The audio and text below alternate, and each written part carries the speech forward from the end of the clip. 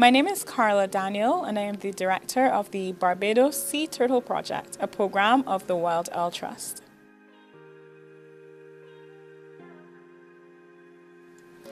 So through the BESF grant, we are going to be undertaking a number of initiatives. One of them, or the one that I'm most excited about, is helping us to digitize our data collection. Currently, our interns, as they're going to the field, carry clipboards with sheets of paper and pen. That means that we end up with tens of thousands of data sheets at the end of each season. But because we're manipulating the data so much, we also can introduce human error. Some of the funds will be used to digitize that process. The second thing we're going to be able to do is to purchase tags and tagging applicators, and that should last us about 2 years. Now, you're thinking tags, like, who cares about tags? Not important. It is critically important because it means that we are able to identify individual turtles.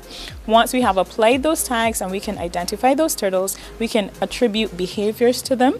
We can follow them in the long term, so we can see we have turtles that we know have been nesting in Barbados for over 20 years, and they're still carrying those tags that were applied to them 20 years ago. So one of the things that we're going to be able to do is to clear that backlog. So on the front end of it, yes, we're going to be able to get rid of, thousands and thousands and thousands of paper and be able to free up some space. But what is really amazing is that we're going to be able to catch up with our data entry.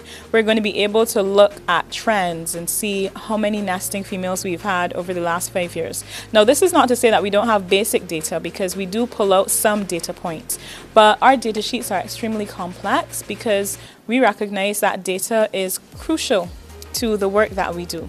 When we make a conservation intervention, how do we know it's successful if we don't collect that data? How do we know whether we need to pivot and do something else?